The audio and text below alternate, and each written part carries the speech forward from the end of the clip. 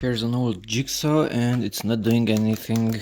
More exactly, this speed variator is not good. So if it's set to the minimum speed, it's not doing anything unless I set it to the 6, the last one.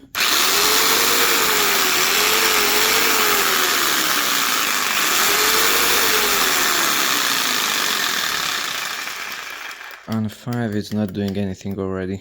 Okay, so let's take it apart and see what we can do. It has a few screws, 2, 4, 6, 7, 8, 9, 10. So let's take it apart. Unplug it. Another old tool, remove the screws.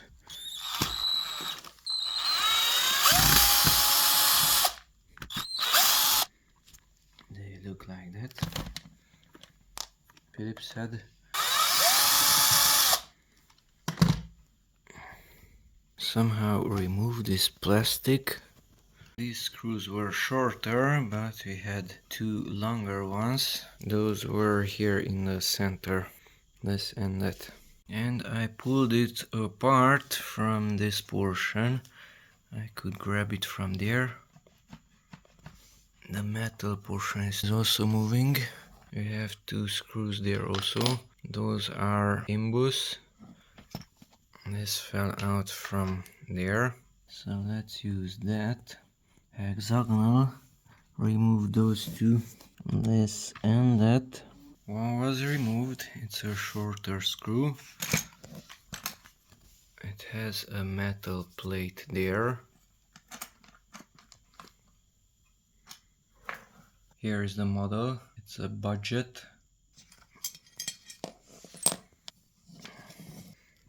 Duct tape because that metal leaves marks. Numbers. Now you can slide off this plastic.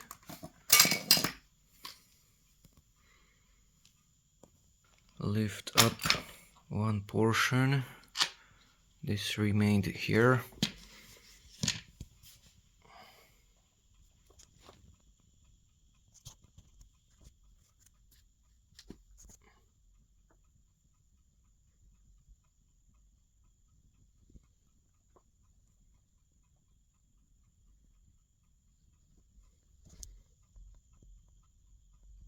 So here's the electric motor.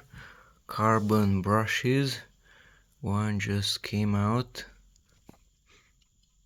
They have springs. That portion also wears out, that copper. It has a ball bearing. Here is the ventilation. This portion throws out the air. The smaller wheel is rotating the larger one, so it will have more torque. Oops, that fell off from there. This is being moved forward and backward. Here is the speed variator. It's moving. This is the on-off switch. So we should take a look at this one. This portion is moving forward and backward, up and down.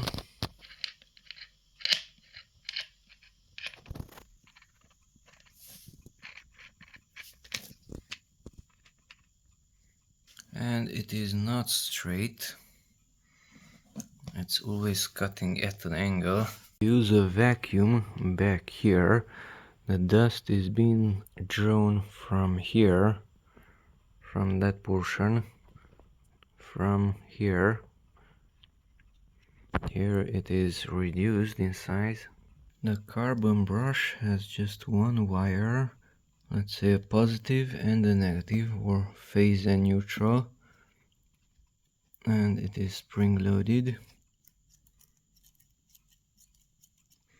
And just press it in and down, and there it entered. So once again, there to that black portion where it's darker. Press it in a little bit and then down, and that's it. The brush was inserted.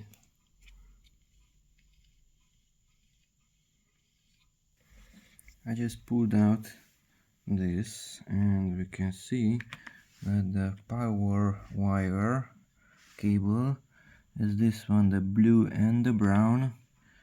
Those two are entering into this switch, and it has this locking portion. Now it's locked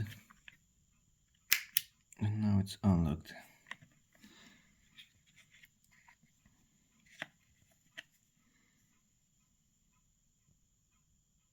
So I'm going to pull off this potentiometer if I can, and the lower portion, that black one that also raises up.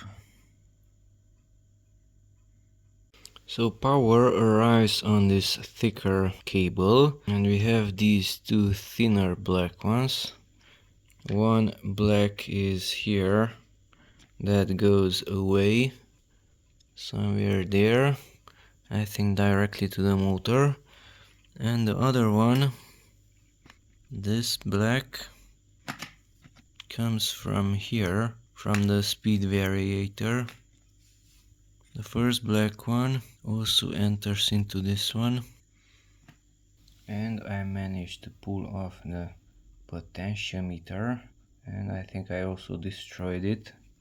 That is inside.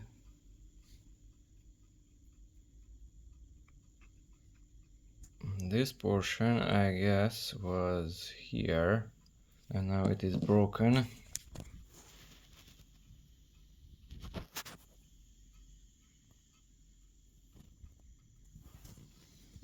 So the carbon layer has to be on the back side of this brown element, because here we can see one of those brushes, that one.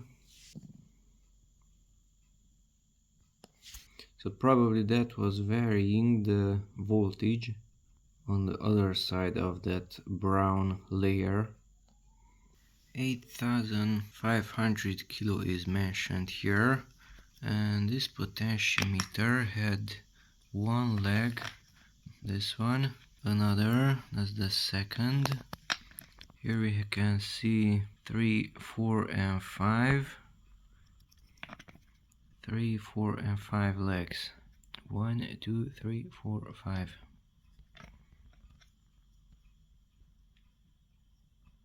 Now let's see what will happen if I don't include this one and leave it as it is. Will it work or not? Smoke will come out or not? I removed the blade by unscrewing those two. It was inside here,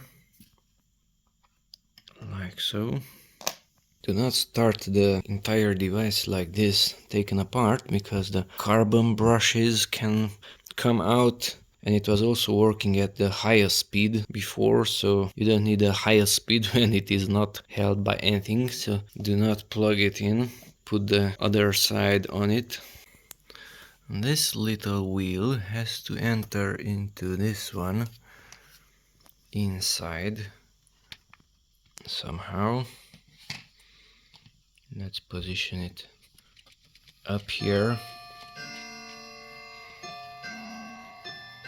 I inserted just a few screws, those two, one in the end and one at the handle. I rotated this inner wheel like so, and this portion, this is moving up and down, so at least that is not being blocked. Of course you have to rotate it a lot until you see some movement.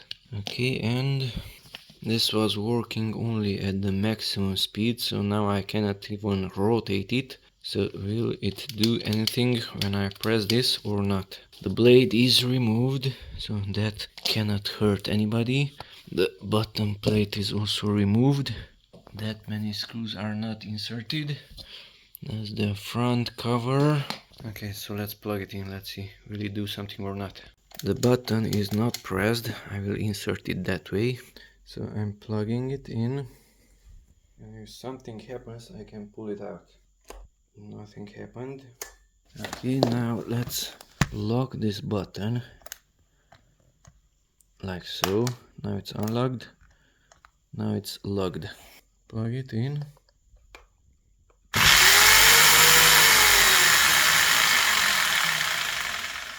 And at least it's working on the maximum speed without that speed variator potentiometer. So once again.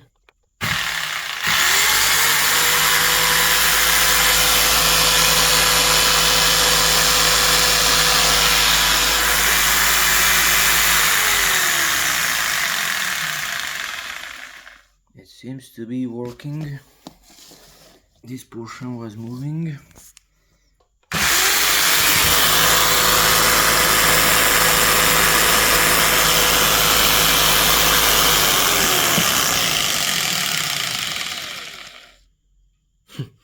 It's moving at a very high speed, the maximum speed. Even this broke off.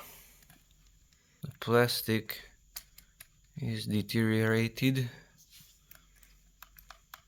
Let's put everything back, all the screws, and somehow it is still usable. I can vary the speed externally using a variable power source, and thus I can neglect this one. So these cannot be easily replaced or repaired. No screw anywhere. So put this back onto those two screws and it should enter into this also, those teeth. Like so. And then put this on.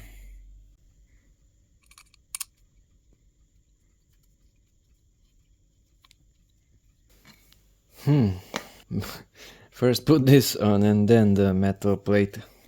Will it break if I push it on? It didn't.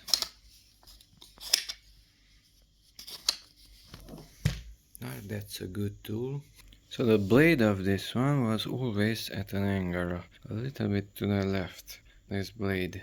So it was never cutting straight. Plus it got overheated once and that portion deformed. But it's still usable. You can see how unequal it is. More space on the left side and more space here on the right side. But it's still usable. So let's lock it once again. This is out of order. That is broken from the other side. And plug it in.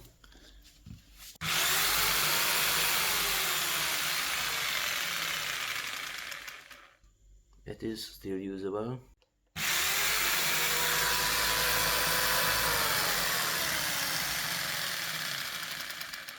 So now only this one acts as an on-off button and there is no speed variator. The speed cannot be varied from this. This is all or nothing style.